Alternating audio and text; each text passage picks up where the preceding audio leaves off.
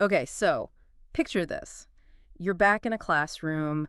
Maybe it's an executive MBA program, maybe a high stakes corporate retreat. You know, the kind of hotel conference room I'm talking about. You can almost smell the dry erase markers and maybe some stale coffee. You're staring at a whiteboard, sleeves rolled up, and you're drawing that four-box matrix. You know, the SWOT analysis: strengths, weaknesses, opportunities, threats. And the industry you're looking at has been, I mean, pretty stable for 20 years. You know your three main competitors, you know their pricing, and you're confidently writing down a 5-year strategic plan. It all feels so orderly, so logical. And safe. It feels safe. It feels safe. And that feeling of safety is incredibly seductive, isn't it? It's this idea that we can just freeze time, dissect the business world like a frog in biology class, and predict exactly where we'll be in 60 months. Right. But here's the rude awakening, and honestly, it's the core reason we're doing this deep dive today. That world. The one those tools were built for.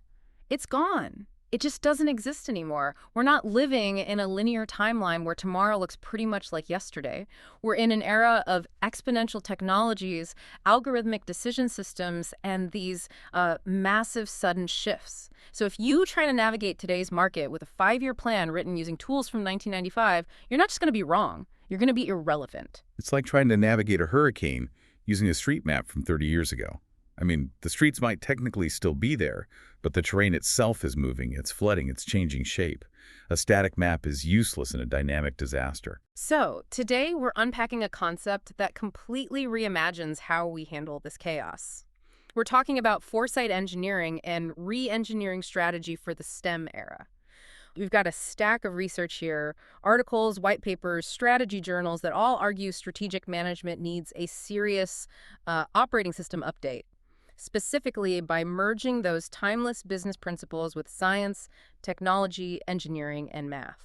And I want to be really precise here, because when leaders hear STEM, they usually just think about, hiring more coders or buying more servers. This is much deeper. The core thesis from these sources is that strategy is no longer a static position that you defend like a fortress. It's become a dynamic capability, Hmm. something shaped by data, by speed, and by So intelligence. does that mean we just burn the textbooks? Are we saying Michael Porter and the classics are, trash now? Because I spent a lot of money on those textbooks. No, keep the books. And the source material is emphatic on this. You don't throw away the classics. Competitive positioning, all of that, it still matters. Yeah. But you have to upgrade it. Think of it like physics. Newtonian physics, apples falling from trees, gravity, it's still true. It works for everyday life. But if you want to build a GPS satellite or a quantum computer, Newton just isn't enough anymore. You need Einstein. You need quantum mechanics. We're moving from the Newtonian era of business strategy to the quantum era. Okay. I like that analogy. So let's break down what this quantum or STEM approach actually looks like on a Monday morning. Because dynamic capability sounds great on LinkedIn, but what does it mean when you're sitting at your desk? Let's look at how strategy transforms from an art into actual engineering, how data stops being a rearview mirror, and ultimately who is even qualified to lead in this new environment. Precisely. And the best place to start is with that first shift you mentioned, from Mm. static frameworks to living systems. Right. So in the old days, and by old days I mean, what, 10, 15 years ago, we used tools like Porter's Five Forces or the value chain. Those were the holy grail. And they were great tools. They gave you a snapshot. A snapshot, a still image. Exactly. Think about a photograph. A photograph freezes time, right? It lets you study the details clearly. Those frameworks helps you freeze the industry to understand where your profit was coming from at that specific moment. But the source material describes the modern business environment not as a photograph, but as a complex adaptive system. Complex adaptive system. Okay, that sounds like academic jargon. Let's Eli I5 that. Explain it like I'm 5. What does that actually mean? Okay, well, imagine a game of chess. That's complicated, but it's static. The board doesn't change size, the rules stay the same. If I move here, you move there. Now imagine a murmuration of starlings, those thousands of birds flying in a cloud that shifts and turns instantly. That is a complex adaptive system. Every bird is reacting to every other bird. The whole environment is a living thing. So in business terms, this means Mm. what exactly? It means feedback loops. It means technological diffusion happens overnight now. I mean, think how fast ChatGPT spread versus the telephone. Regulatory shifts can happen in a week. Customer expectations, they don't move gradually anymore. They shift discontinuously. One day, everyone's fine with 2-day shipping. The next day, if it's not there in 2 hours, you're obsolete. A static framework, that snapshot, just can't capture that motion. So if I'm a strategist using this STEM lens, how does my job description change? I'm assuming I can't just write a report once a year. No, you're no longer describing a position, you're modeling dynamics. Hmm. And this is where the text brings in systems thinking and specifically causal loop mapping. Okay, another big term, causal loop mapping. Break it down. It sounds fancy, but it's actually pretty intuitive. Instead of a list of bullet points, you draw a map of connections. So let's say you want to lower prices. A linear thinker says, lower prices, sales go up. A causal loop mapper says, okay, if we lower prices, volume goes up. If volume goes up, workload on the support team increases. If workload increases past capacity, then employee burnout rises. If burnout rises, service quality falls. If service quality falls. Customers leave, you're mapping the domino effect. You're seeing how the solution might actually become the next problem. Exactly. You're asking, how does a choice I make here ripple through the entire ecosystem? You move from asking, where do we stand, to how do we flow? That feels like a massive shift in mindset. You're trying to predict the weather patterns, not just look out the window. And to predict the weather, you need better instruments. You can't just lick your finger and hold it up to the wind. Which leads us to the biggest practical takeaway from these sources, the role of analytics. This part was fascinating to me because historically, analytics was a support function, right? It was the team in the basement making sure we had enough inventory or optimizing truck routes. Purely operational. Exactly. How do we save 2% on gas? It was all about efficiency. Mhm. But now, analytics is moving into the driver's seat. It's becoming a co-creator of the strategy itself. Right. We're not just using math to count beans. We're using it to decide which hill to climb. The sources list specific tools that are now essential. We're talking predictive models and machine learning. Okay, hold on. Machine learning gets thrown around in every pitch deck these days. In this specific context strategy, what is it actually doing? Great question. Traditional analytics looks at what happened. Sales went down 5% last quarter. Predictive models try to guess what will happen based on simple trends. But machine learning can find hidden drivers of performance that a human brain literally cannot see. Give me an example of a hidden driver. Okay, so a human strategist might look at data and think, sales are down because our price is too high compared to the competition. A machine learning model might ingest terabytes of data weather, social media sentiment, competitor stock prices, local traffic, and realize, actually, sales are down because your competitor launched a targeted ad campaign in a specific zip code 3 weeks ago, combined with a weather event that kept people indoors. It finds those non-obvious correlations. That's powerful. It creates a level of visibility we just didn't have before. But the text also mentioned simulation tools and digital twins. That sounds like sci-fi. It does sound like sci-fi, but it's just good engineering. In the physical world, you would never build a billion-dollar bridge without testing a digital model in a wind tunnel simulation first. You test for failure before you pour the concrete. But in business, we launch billion-dollar strategies based on a PowerPoint and a hunch all the time. Exactly. And the STEM approach says that's insane. We should use digital twins, which are essentially computer simulations of your company and your market, to stress test a strategy. You run the simulation. What happens if inflation hits 8%? What if our supplier goes bust? What if a new competitor enters the market? You crash the plane in this simulator so you don't crash the company in real life. And this is where I get skeptical. If the computer's doing all this thinking, is it just a black box? Do we just blindly trust the algorithm? Computer says no, and that's it? Because that feels dangerous from a leadership perspective. That is the danger. Yeah. And the sources are very clear on this. You cannot have a black box strategy. If you don't understand the output, you can't bet the company on it. This brings in the concept of decision intelligence, and specifically techniques like SHAP analysis. SHAP analysis. SHAP. Break that down for us. It stands for Shapley Additive Explanations. It comes from game theory, but essentially it forces the AI to show its work. If the AI says, raise prices by 10%, SAT analysis breaks that down component by component. 3% is because of competitor moves, 5% is because of demand surges in this region, and 2% is due to rising inventory costs. So it gives you the why. It's not just an oracle giving a command. It gives you transparency. Yeah. Because if you're the CEO, you need to know why the model is suggesting a move.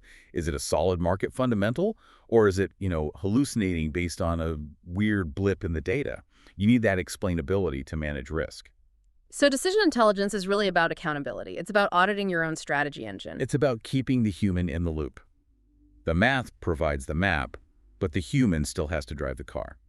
Let's pivot to something that feels a bit less mathematical. Innovation. Because I think a lot of us still have this romantic view of innovation. The genius in the garage, the sudden eureka moment in the shower. It feels kind of magical. The romantic view is lovely to read about in biographies, but it's an incredibly inefficient business model. You're basically just waiting for lightning to strike. The STEM view corrects this. In this new era, innovation is an engineered process. It's structured, it's measurable, and it's forecastable. So we're engineering luck. We're removing the need for luck. We use technology roadmaps to see what's coming. We use predictive analytics to estimate adoption curves. And we use something called generative design. Generative design, is that like generative AI, like the Yeah. ChatGPT for products? Similar concept, but applied to engineering and product development. So instead of a designer sitting down to draw one chair, they feed parameters into the system. It must hold 200 pounds, weigh less than 5 pounds, use minimal material, and cost under $20 to manufacture. The software then generates thousands of variations that fit those criteria, shapes, and structures a human brain would never think of, because we're biased toward what we've already seen. So innovation becomes a system you design, not a brainstorming session you hope goes well. Exactly. And this changes the business model conversation, too. We used to talk about the linear value chain. Raw materials come in, we do stuff to them, a product goes out to the customer.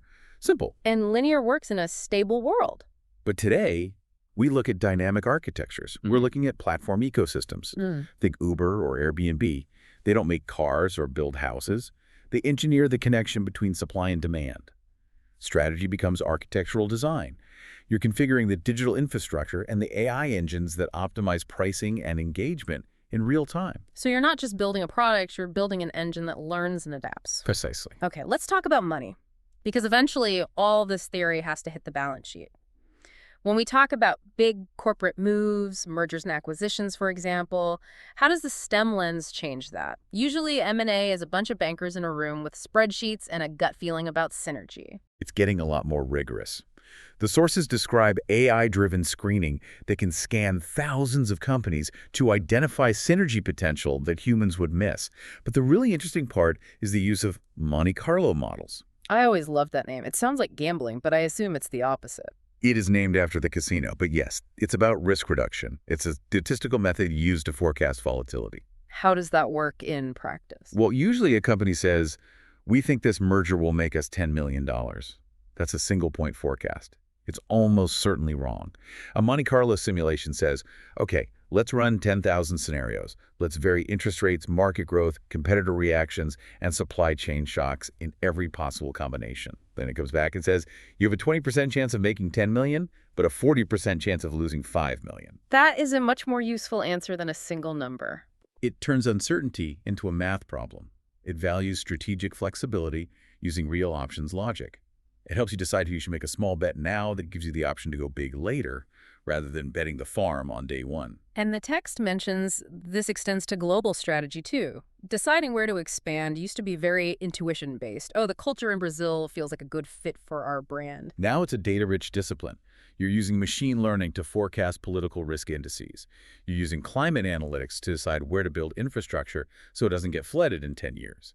It's not about going with your gut on international expansion. It's about intelligence integration. Speaking of climate analytics, that brings us to what I think might be the most urgent shift mentioned in the text: sustainability. For a long time, ESG, environmental, social, and governance, felt like it was just the PR department's problem. Make us look good on the annual report. It was aspirational, it was soft, but through a STEM lens, sustainability becomes strategic science. It moves from a value to a governable, quantifiable competitive advantage. So we're not just saying we want to be green, we're actually modeling it. Exactly. Firms can now model carbon trade-offs with precision. They can simulate circular economy systems. Circular economy, that's where waste becomes input, right? Yes. Instead of buy, use, trash, it's buy, use, return, remanufacture. But that is incredibly complex logistically. You have to get the product back, process it, redistribute it. You can't just wish it into existence. You have to simulate the logistics to see if it's actually profitable. The takeaway here is that you can manage your carbon footprint with the same rigor you manage your cash flow. It's not just doing good, it's doing math to ensure long-term survival. I love that phrase, sustainability as strategic science. It takes all the fluff out of it. But here's the elephant in the room. We can have the best models, the best simulations, the fanciest AI, but usually Where things fall apart is when we try to do the work, the execution gap. The source material calls execution the graveyard of strategy. And it is a crowded graveyard. Plans fail because they are static instructions given to a dynamic world. By the time the memo goes out, the reality on the ground has changed. So how does STEM fix that? By closing the loop, we're talking about real-time dashboards and behavioral analytics. Instead of checking in once a quarter to see if we hit our goals, we're watching it happen live. So it's like the difference between a paper map and a GPS app. A map tells you the route, but if there's a traffic jam, the map doesn't care. It keeps telling you to go straight into the deadlock. The GPS reroutes you instantly. That's a perfect analogy. Execution becomes a learning system. If a strategy isn't working, the feedback loop tells you immediately, and you adjust. It's not compliance to a plan, it's adaptation to reality. Which brings us to the human being sitting at the top of this pyramid. Who runs this machine? If the computer's doing the predicting, the simulating, the monitoring, what is the leader even doing? Are they just pressing the enter key? The leader has to evolve more than anyone. They're no longer just the visionary standing on a mountain pointing the way. The sources define the new leader as a systems integrator. Systems integrator. That sounds more like an IT job than a CEO job. It sounds technical, but it's actually deeply human. A systems integrator needs data literacy and technological fluency, sure. You can't lead what you don't understand. But they also need profound judgment. What do you mean by judgment in this context? I mean the ability to synthesize. The AI will give you the most efficient answer based on the data it has. But it doesn't have all the data. It doesn't know the nuances of human morale or the long-term brand implications that can't be quantified yet. A leader has to look at the output of the simulation and say, okay, the data says we should fire 20% of the staff to optimize margin this quarter, but my judgment says that destroys our capacity to innovate next year. You have to blend human insight with machine intelligence. AI doesn't replace leadership, it amplifies it. But you have to be ready for that amplification. And that implies we need to teach people differently. You can't learn to be a systems integrator by just listening to a lecture or reading a case study from 1995. No. The pedagogical shift is huge. The text advocates for decision labs. We need to move from case studies, which are looking backward at what someone else did, to micro cases and simulations where students practice strategy. Like a flight simulator for CEOs? Exactly. Pilots spend hundreds of hours in simulators dealing with engine failures and storms before they ever fly passengers.